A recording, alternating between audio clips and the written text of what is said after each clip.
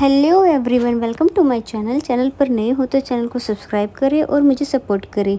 ये मूवी है time travel की, जो कि एक बहुत ही इंटरेस्टिंग कहानी है। तो बिना किसी देरी के शुरू करते हैं इसका हिंदी एक्सप्लेनेशन। कि स्टार्ट में हमें एक न्यूज़ रिपोर्टर को दिखाया जाता है, जो कि न्यूज़ रिपोर्ट कर रहा था। आज सुबह 8 बजे से एक सोलर फेयर होने वाला है, जिसके कारण जो भी चीज़ें सैटेलाइट के जरिए चलती है, जैसे इंटरनेट, मोबाइल और भी कई चीज़ें, उन सब में कुछ खराबी आ सकती है और ये सब कल तक चलेगा। फिर इसी शहर के एक घर को दिखाया जाता है, जिसमें एक आदमी बैठा था जिसका नाम डोंग है। असल में उसके घर में घुसकर किसी ने उसकी वाइफ यिनसी को मार दिया था। डोंग पेशे से एक वकील था और उसकी वाइफ एक डॉक्टर थी। अब हमें कुछ घंटे समय पहले का समय दिखाया जाता है, जहाँ पर डोंग को किसी ने धमकी भरा लेटर लिखा था, मगर डोंग का इस लेटर को सीरियस नहीं लेता, क्योंकि ये पेशे से एक वकील है, इसलिए ऐसे लेटरों से आम बात लगती है। तब युनसी उसे समझाती है कि तुम्हें ऐसे काम को छोड़ देना चाहिए जिसमें जान को खतरा हो। तभी उनकी बेटी वहाँ आकर उनका फ़ोटो खींचती है। डोंग अपने काम पर जा रहा था तो युनसी कहती है कि मैं शाम को तुम्हें लेने आऊँगी, तुम मेरा फ़ोन उठा लेना। कुछ देर बाद उसकी वाइफ युनसी का फ़ोन आता है, जो पूछ रही थी कि घर की चाबी कहाँ रखी है। डोंग कहता है मुझे नहीं पता, देख लो वहीं कहीं रखा होगा। इसके बाद ये फ़ोन डिस्कनेक्ट कर देता है। डोंग आज एक केस जीता था, इसलिए अपनी वाइफ को मैसेज करके बता देता है कि आज मुझे देर हो जाएगी आने में, क्योंकि मेरी ज़रूरी मीटिंग है, तो तुम अकेले ही घर चले जाना। युनसी मैसेज देखकर फिर से उसे कॉल करती है, पर डोंग फ़ोन नहीं उठाता। दरअसल डोंग अपनी वाइफ से झूठ बोल रहा था कि मुझे किसी मीटिंग में जाना है। रियलिटी ये था कि वो किस केस जीतने की खुशी में अपने फ्रेंड्स के साथ पार्टी कर रहा था। इधर अंशु अकेले ही घर आ जाती है। अब जैसे ही डोंग की पार्टी खत्म होती है, तो वो भी घर आने के लिए टैक्सी में बैठकर फ़ोन चेक करता है। इसमें उसकी वाइफ की बहुत सारी मिस कॉल थी। तब वो युनसी को कॉल करता है, लेकिन सोलर फेयर होने के कारण उसका कॉल नहीं लगता। फिर कॉल नहीं लगने पर वह जैसे ही घर पहुंचता है, तो वो देखता है कि उसकी बीवी का किसी ने मर्डर कर दिया है और इस समय रात के 3:30 बज रहे थे। अब कहानी प्रेजेंट में आती है, जहां डोंग एक डिटेक्टिव के सामने बैठा हुआ था।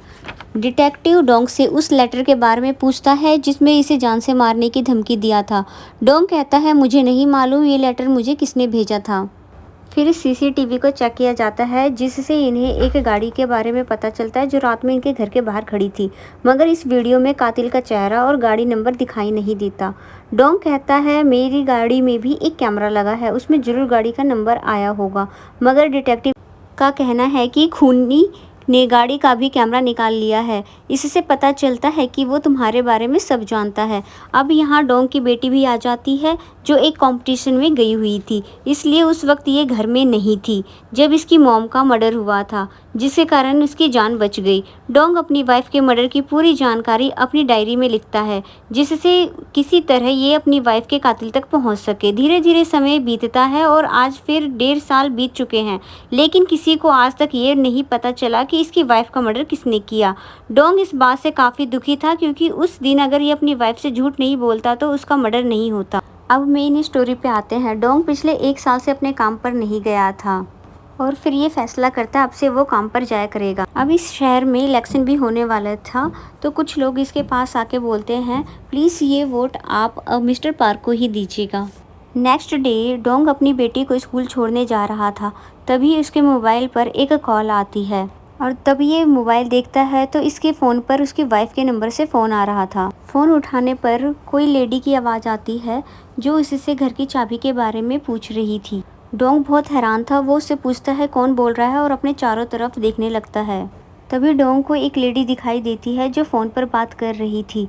तब उसे लगता है शायद यही लेडी उससे मजाक कर रही है। तब ये इसके पास जाकर पूछताछ करता है। तब उसे पता चलता है कि ये तो किसी और से बात कर रही थी। तब वो फ़ोन पे कहता है कि तुम जानती नहीं हो मैं कौन हूँ। तभी इसको फ़ोन की दूसरी तरफ से अपनी बेटी की आवाज़ सुनाई देती है, जो किसी कंपटीशन में जाने की तैयारी कर रही थी। डोंग बहुत ज़्यादा कंफ्यूज होता है, क्योंकि उसकी बेटी तो अभी इसके सामने ही थी। डोंग को कुछ भी समझ नहीं आता है, क्योंकि ये सब वो बातें हैं जो आज से 1 साल पहले हुई थी और ये सारी बातें दोबारा रिपीट हो रही थी। इसके बाद डोंग अपने ऑफिस आ जाता है।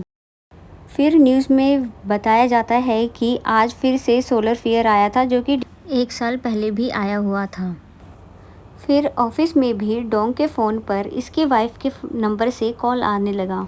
डोंग फ़ोन उठा लेता है और उठा के पूछता आखिर तुम हो कौन और मेरे साथ इतनी घटिया मजाक क्यों कर रही हो। तुम जानती नहीं हो मैं कौन हूँ और मैं इस मजाक के लिए तुम्हें जेल भिजवा सकता हूँ। दूसरी तरफ से वो लेडी कहती है, क्या तुमने आज फिर से दारू पी है जिसकी वजह से तुम अपनी वाइफ को भूल गए हो। डॉग कंफ्यूज हो जाता है और पूछता है आज कौन सी तारीख है, तो वो बताती है कि आज 16 मई 2014 है। डोंग समझ जाता है क्योंकि आज 16 मई 2015 है, यानी कि किसी जरिए से वो आज अपनी वाइफ से बात कर पा रहा है। ज़रूर कोई क्रॉस कनेक्शन हो गया था। दूसरी तरफ यांसू को दिखाया जाता है जो कि 2014 में थी और आज ही के दिन उसका मर्डर होने वाला था। फिर डोंग कहता है कि तुम आज घर मत जाना, तुम्हारी एक गाड़ी से टक्कर होगी।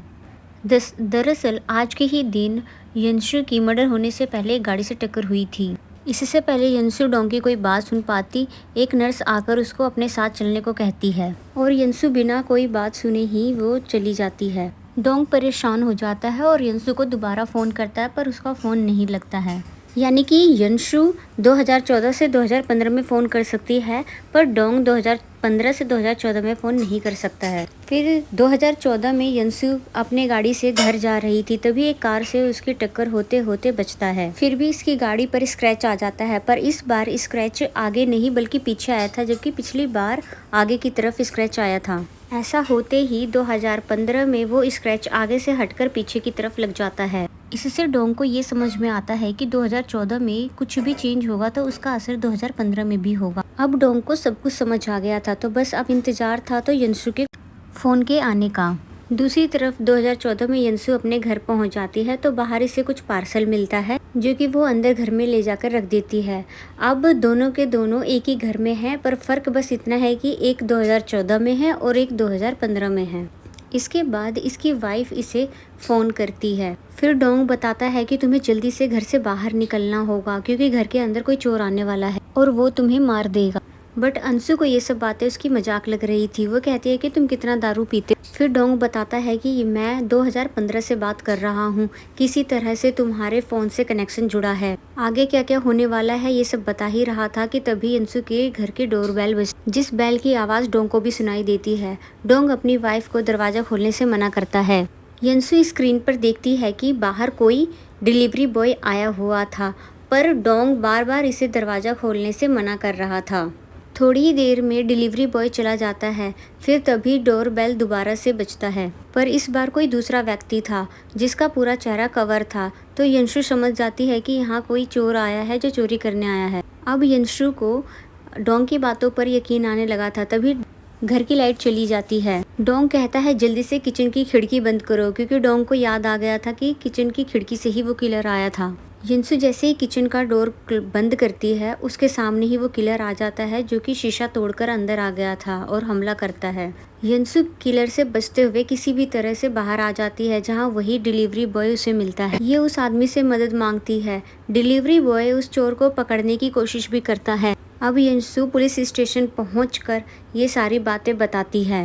नेक्स्ट सीन में हमें पुलिस को दिखाया जाता है जो इनके घर पर आकर छानबीन करता है और बोलता है अगर तुम्हारे घर से कोई भी कीमती चीज़ चोरी हुई है तो ज़रूर हमें आकर बताएं। फिर इतना कहकर वो पुलिस ऑफिसर चला जाता है। इधर 2015 में डोंग पुलिस स्टेशन आकर अपनी वाइफ के बारे में पता लगाता है। फिर ऑफिसर बताता है ऐसी कोई घटना तो हुआ ही नहीं था। फिर डोंग अपनी डायरी चेक करता है जिसमें के सारे पन्ने अब खाली हो चुके थे। ये ऐसा इसलिए होता है क्योंकि युनसी अभी पास्ट में जिंदा है। पिछली बार 7 बजे तक उसकी डेथ हो चुकी थी। इस बार युनसी की जान बच गई थी। डोंग ये जानकर बहुत ज़्यादा खुश होता है, पर वो अभी भी उस कातिल का पता लगाना चाहता था। फिर डोंग यंशु से अपने घर के बाहर खड़ी गाड़ी के कैमरे को चेक करने को बोलता है, क्योंकि इस समय कोई मर्डर नहीं हुआ था तो उस चोर ने उस गाड़ी का कैमरा नहीं निकाला होगा। यंशु फिर वैसा ही करती है और उस गाड़ी का नंबर डोंग को बता देती है। फिर डोंग वही नंबर जाकर पुलिस स्टेशन में बता देता है, मगर पुलिस वाले उसकी बात को सीरियस नहीं लेते क्योंकि उसकी वाइफ का मर्डर तो हुआ ही नहीं है। दूसरी तरफ 2014 में जब गाड़ी में होती है यंशु, तो वहीं एक पुलिस ऑफिसर आता है। वो कहता है कि आपने अभी अभी एक रिपोर्ट लिखवाई है कि कोई आपको जान से मारना चाहता है। यंसी कहती है हाँ ये सच है। फिर पूछताछ के लिए वो अंदर जाता है। अब दूसरी तरफ डोंग के पास उस गाड़ी का नंबर था। डोंग अपने दोस्त को वो नंबर देकर उस गाड़ी के मालिक के बारे में पता लगाने को कहता है। तब उसकी दोस्त कहती है तुम अभी भी उस कातिल के पीछे पड़े हुए हो, जबकि तुम्हारी वाइफ को मरे हुए 1 साल हो चुका है। डोंग कहता है क्या बकवास कर रही हो, अभी अभी यंशु से मेरी बात हुई है और वो एकदम ठीक है। फिर तुरंत अपनी डायरी को चेक करता है जिस पर फिर से लिखना शुरू हो गया था, जो कि अभी कुछ समय तक पहले खाली था। डायरी में ये लिखा होता है कि यंशु का मर्डर सुबह के वक्त हुआ था, जबकि पिछली बार 6 से 7 के बजे शाम के वक्त हुआ था। फिर दूसरी तरफ 2014 में यंशु को दिखाया जाता है, जो उस ऑफिसर को सारी जानकारी दे रही थी और अभी तक वो जिंदा थी, क्योंकि इसका मर्डर तो सुबह के समय होना था और सुबह होने में कुछ समय बाकी था। फिर ऑफिसर पूछता है, क्या तुमने उसका चेहरा देखा था? तो यंशु कहती है नहीं, क्योंकि उसने चेहरे पर मास्क पहना था। ये इस ऑफिसर को ये भी बता देती है कि ये अपने पति से 2015 में बात कर सकती है और उसी की वजह से आज ये जिंदा है, मगर ऑफिसर उसकी बातों को सीरियसली नहीं लेता है। फिर भी वो डोंग से 2015 में बात करता है और कहता है, जो तुम्हारी वाइफ ने गाड़ी का नंबर दिया है, क्या तुम जानते हो गाड़ी का मालिक कौन है? तब डोंग कहता है, नहीं, मुझे नहीं मालूम कि उस गाड़ी का मालिक कौन है। फिर डोंग कहता है, प्लीज़ मेरी वाइफ को बचा लीजिए। तभी डोंग के फ़ोन की बैटरी ख़त्म हो जाती है, जिससे उनका कनेक्शन टूट जाता है। फिर वह वहीं पुलिस स्टेशन में चार्जिंग पर अपना फ़ोन लगा दे। फिर 2014 में यंशु को उस ऑफिसर के कान के पीछे एक तिल दिखाई देता है, जो कि ये उस चोर के कान के पीछे भी था। यंशु समझ जाती है कि यही ऑफिसर इसका कातिल है। वो किसी तरह से यहाँ से भागना चाहती थी, पर ऑफिसर को भी समझ आ जाता है कि ये इसे पहचान चुकी है। फिर इन दोनों में लड़ाई होने लगती है। ऑफिसर यंशु के पैर में चाकू मार देता है, पर यंशु किसी भी तरह से उससे बचकर भागने में कामयाब हो जाती है। इसलिए 2015 में अब समय चेंज हो रहा था, क्योंकि यंशु के मरने का समय सुबह का था। डोंग के पास अभी भी एक ही चांस था अपनी वाइफ को बचाने का, मगर यहाँ भी सब कुछ बदलने लगता है। डोंग की दाढ़ी आ जाती है और उसकी बीवी का मर्डर का इल्ज़ाम भी उसी पर लगा हुआ था। फिर उसे याद आने लगता है कि आखिर वहाँ उस समय हुआ क्या था। उसकी वाइफ के हाथों में इसी की शर्ट का बटन था, जिसकी वजह से उसका मर्डर का इल्ज़ाम इसके ऊपर लग गया था। डोंग यहाँ से भागकर उसी गाड़ी वाले के घर जाता है, जिसका एड्रेस उसके दोस्त ने पता लगाकर दिया था। ये घर उसी ऑफिसर का था, जहाँ पर उसको अपनी गाड़ी का कैमरा और एक फ़ोटो मिलता है और ये सबूत उस ऑफिसर के खिलाफ जा सकता था। तो डोंग ये कैमरा लेकर यहाँ से भाग जाता है। फिर जब ऑफिसर किम वहाँ पहुँचता है तो उसे पता चल जाता है कि उसका कैमरा किसी ने चुरा लिया है। यहाँ पर एक आदमी आकर उस ऑफिसर को जल्दी से जल्दी उस कैमरा और फोटो को ढूंढने के लिए कहता है और ये भी बताता है कि बॉस ने तुम्हें दूसरा एक काम करने के लिए दिया है। ये ऑफिसर पुलिस के साथ साथ किसी और के लिए भी काम करता था। डोंग पुलिस से बचते हुए अपने ही साथी से मदद मांगता है। इसकी साथी बताती है कि हम बहुत ही बड़े केस पर काम कर रहे हैं, जो मिस्टर पार्कर के खिलाफ था और आपको एक वीडियो फुटेज मिलने वाली थी। ये वही मिस्टर पार्क है जो इलेक्शन में खड़े हुए थे। दरअसल हुआ ये था कि इसने अपने फायदे के लिए किसी को मार दिया था, जिसका किसी ने वीडियो रिकॉर्डिंग कर लिया था और यही वीडियो रिकॉर्डिंग डोंग को मिलने वाली थी, ताकि मिस्टर पार्क को जेल हो सके। अब डोंग को पूरी कहानी समझ में आ जाती है कि आखिर इसकी वाइफ का मर्डर क्यों हुआ था, क्योंकि मिस्टर पार्क ये जान चुके थे कि डोंग के घर एक पार्सल आने वाला है जिसमें उसके खिलाफ सबूत थे और वो ऑफिसर भी मिस्टर पार्क के लिए काम करता है। फिर डोंग को दिखाया जाता है जिसके पीछे बहुत सारे पुलिस पड़ी हुई थी।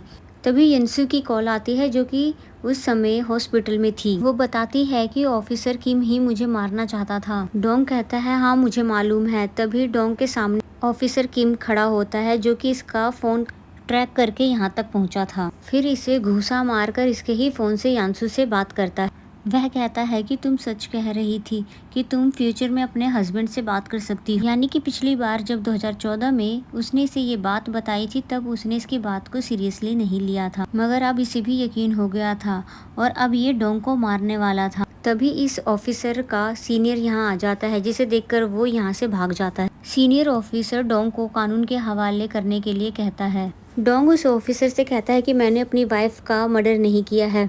उसके बाद वे वहाँ से भागकर अपने दोस्त के पास आ जाता है। यहाँ फिर से उसको यंशु का कॉल आता है। वो बताती है वो हॉस्पिटल में छुपी हुई है और उसे ये भी याद आता है कि आज उनके घर पर एक पार्सल भी आया था, जो कि घर में ही रखा था। वो उससे कहती है कि मैं यहाँ से सीधे घर जा रही हूँ।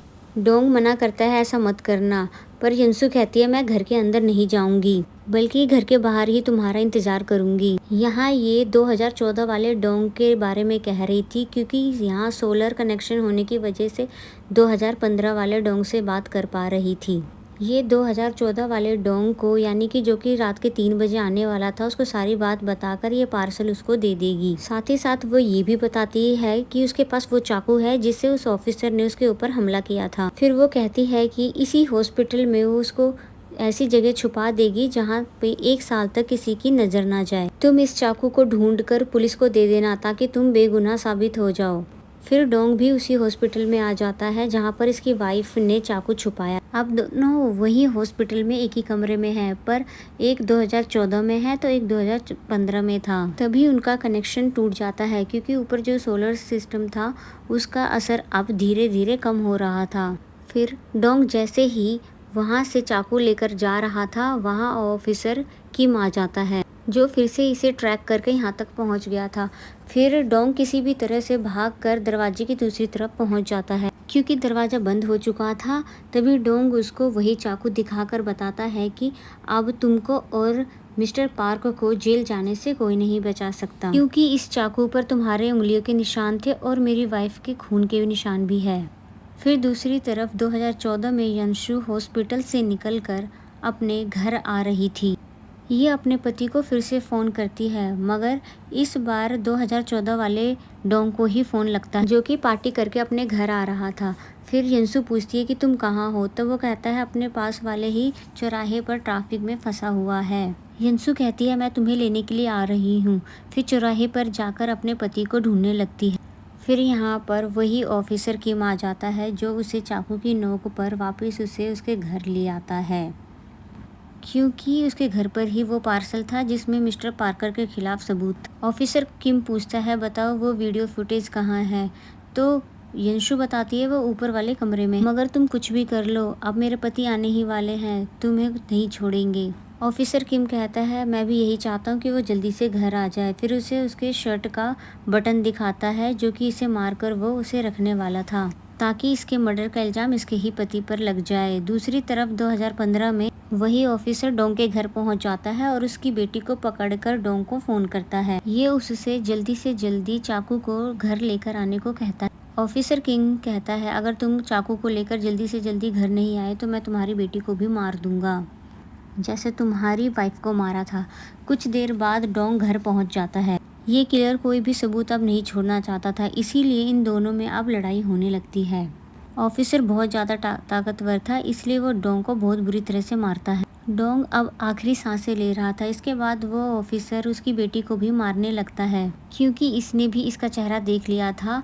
दूसरी तरफ 2014 में यंसु इस पे हमला करने वाली होती है, मगर बेचारी इसके आगे कुछ भी नहीं थी। वही ऑफिसर इसका गला दबाने लगता है। अब 2014 के डोंग के आने का समय भी हो गया था। इस समय अब सभी इसी घर के अंदर मौजूद हैं, मगर अलग अलग समय में। इससे पहले किम यंसु को मारता, तभी डोंग पहुंचकर इस ऑफिसर पर हमला कर देता है और अपनी वाइफ को बचा लेता है। ऐसा होते ही 2015 में सब कुछ बदलने लगता है। फिर मिस्टर पार्क को दिखाया जाता है जो कि पुलिस ने उन्हें अरेस्ट कर लिया है, क्योंकि पुलिस को वो वीडियो मिल गया था जिसमें मिस्टर पार्क किसी का मर्डर कर रहे थे। फिर 2015 में जैसे ही डोंग की आंखें खुलती है तो वो खुद को सही सलामत देखता है। तभी उसकी वाइफ और उसकी बेटी आ जाती है जो कि बिल्कुल सही सलामत थी। डोंग इन दोनों को देखकर बहुत ज़्यादा खुश होता है क्योंकि 2014 वाले डोंग ने उस ऑफिसर को मार दिया था, इसीलिए अब फ्यूचर चेंज होने लगता है और 2015 में हमें दिखाया जाता है कि मिस्टर पार्क को पकड़ लिया गया है और साथ ही वो सारी नई नई मेमोरी आ जाती है। तभी डोंग के फ़ोन पर एक फ़ोन आता है जिसे हमें नहीं दिखाया जाता कि वो किसका फ़ोन है। तो ये मूवी आपको कैसी लगी प्लीज़ कमेंट करके ज़रूर बताएं। मेरा एक्सप्लेनेशन अच्छा लगा हो तो वीडियो को लाइक करें। अगर आप इसी तरह के और भी स्टोरी को देखना चाहते हैं तो कमेंट करके ज़रूर बताएं। मिलते हैं अगली स्टोरी में, तब तक के लिए बाय बाय।